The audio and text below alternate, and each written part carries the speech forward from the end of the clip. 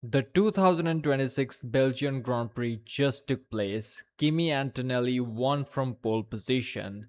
Now he is 45 points clear of the guy who is P2 in the World Championship. It is Lewis Hamilton from Ferrari, by the way. And by the looks of it, it's his championship to lose.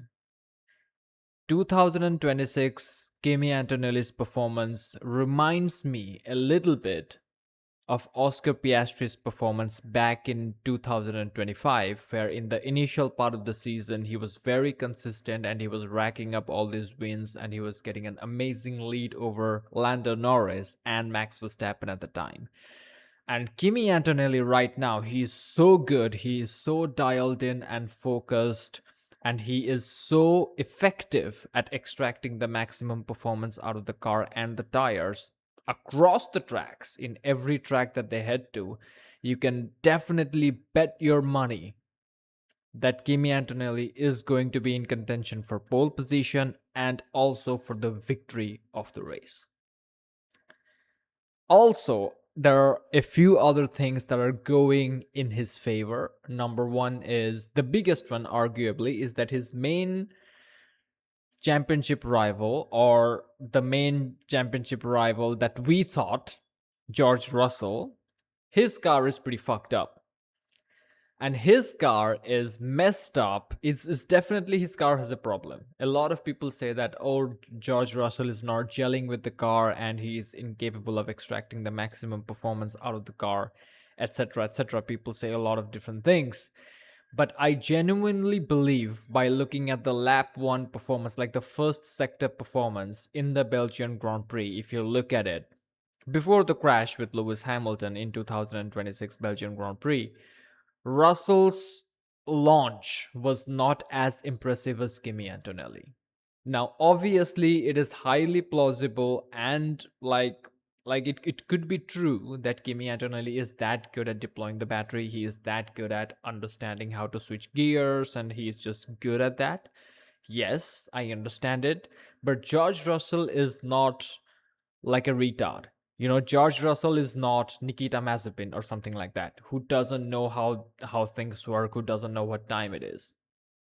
Even if he is suboptimal as compared to Kimi, he shouldn't be that far behind. If you look at the way Kimi Antonelli pulled away, like obviously Max Verstappen overtook Kimi Antonelli briefly and then Kimi like took the position again. But if you look at the way Antonelli drove and the amount of speed he had, etc., etc., and you compare that with George, it doesn't really make any kind of sense. So the first big advantage with Kimi Antonelli, for which he is the favorite to win 2026 World Championship, is that he himself is driving really impeccably well and he is extracting the maximum performance out of the car, out of the engine, out of the track, out of the tires, regardless of the track or the circuit that they go to. That's the first reason. The second reason is the guy who was supposed to challenge him for the world title, George Russell, he is depressed now. So he's broken. So it has been a gradual process. I will break it down in a different video, but briefly, I think since 2025, George Russell has lost the arm around him, and that energy, that emotional support, and that warm surrounding and environment, the playfulness has gone to Kimi Antonelli. George is like now the experienced driver and he's like just get on with it. So he has lost that emotionality from 2025, and also in 2026 I think that has compounded a little bit with all the pressure that he's under. He's supposed to win the world championship, right? Everybody said that. Like at the start of the season when Russell won in Australia, everybody is like, you know, Russell's championship is secured. But that pressure I think also played a part. I will make a different video about it. So those are the first two reasons for which Kimi Antonelli has a huge benefit under him. The next thing is Kimi Antonelli's championship rivals, right? Now, if you look at from a pace perspective, from a race pace perspective, from a qualifying perspective, I think the only team that can be capable of taking the fight to Kimi Antonelli is not Ferrari, it's McLaren. McLaren have the same engine. They're gradually figuring more out of their package. Mercedes definitely got a little bit of a head start on figuring out how to extract the maximum power of the engine because they are the works team. But McLaren is also on the same path. And today's Lando Norris and Oscar Piastri's race pace, I mean, his car got damaged by Charles Leclerc. Those guys can be like the genuine challenger to Kimi Antonelli. But at the same time, they're way too far behind in the initial part of the season. They have lost a lot of points to Mercedes and Kimi Antonelli to mount a like proper challenge.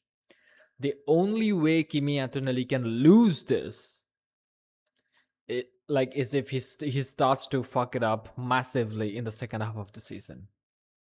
Like that's the only thing that is left now. If Kimi Antonelli, for whatever reason, throws the race wins, and obviously the reliability issues are there. He had two races in which he scored 0 points. I think one in Spain and another one in I don't fucking remember. Probably Silverstone. I think, yeah. So those are the two races in which Kimi Antonelli came home with 0 points. But he had 6 pole positions, 6 race wins in the 2026 Formula One season, and he is leading the World Championship. We are not even halfway there, like halfway through the season, and he is leading the World Championship by 45 points. And mind you, we did not have the Middle Eastern round of races. So even without a few races in the Middle East, he is like leading by almost 2 race wins worth of points.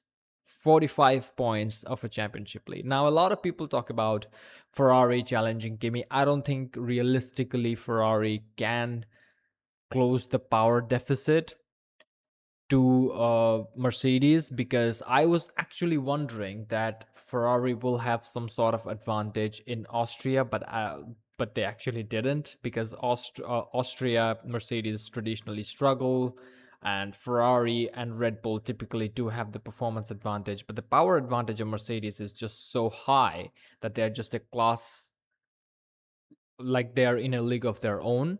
And because of that power unit advantage, I'm going to go ahead and give the advantage to McLaren. Developmentally, I think in the course of next few races they can certainly close the gap. We will see what happens in Budapest. Lando Norris's race pace was through the roof. If they get their shit together and they have a nice clean sessions through Friday through Saturday, I think they can challenge Kimi Antonelli on race pace. The thing about Ferrari is that in terms of the engine power, they're a bit too far behind. Aerodynamically, in terms of tire management, in terms of handling, in terms of, uh, adapting to different circuits, characteristics, Ferrari, I would say, is a better overall package in that regard. But Mercedes is not shit either. But compared to Ferrari, they are a little bit of step back when it comes to the aerodynamic efficiency. But at the same time, the power advantage of Mercedes is actually too less for them to matter. And the reason why I don't give them that much of a fighting chance, I think they're going to be runners up based on how the season is panning out. They have good reliability. They have two amazing drivers who know how to fight. And surprisingly, Ferrari's pit wall is not fucking it up like they used to do. Like we are used to. Like I'm so much used to Ferrari screwing it. Is that like, yes, in 2026 Belgian Grand Prix they had a few problems, but overall they are pretty nice.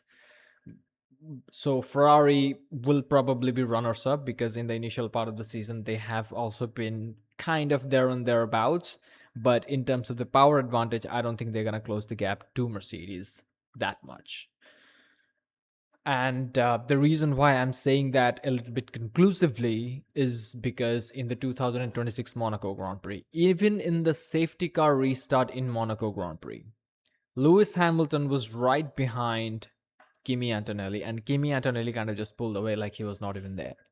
Kimi just pulled away and he built this massive gap against Lewis Hamilton, and he won the race in a dominant fashion in Monaco as well.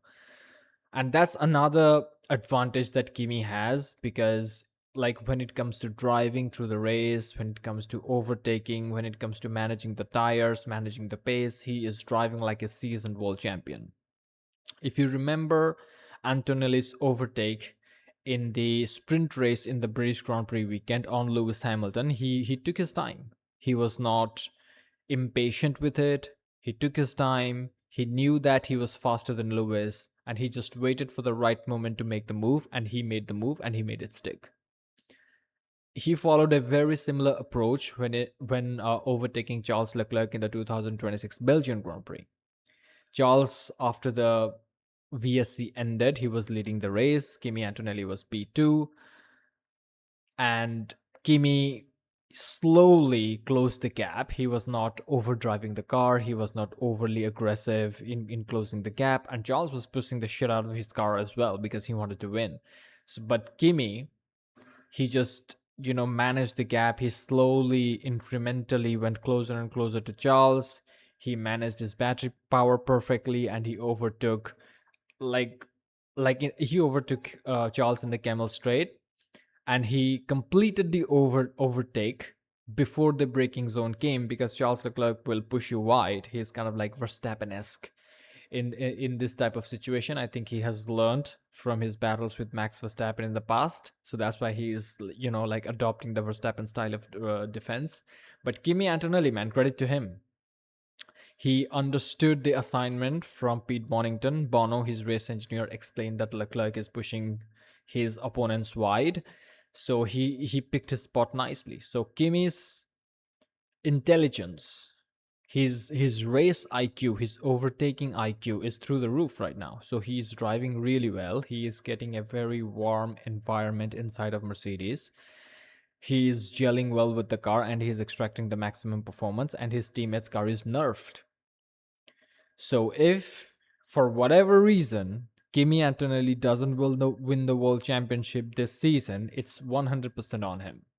Even if he has a couple of more DNFs down the road, even then, which I don't think is going to happen, because his first DNF in Spain was the only DNF which was related to the power unit, and his DNF in the British Grand Prix was related, not DNF, but like his car become really slow. He had some issue.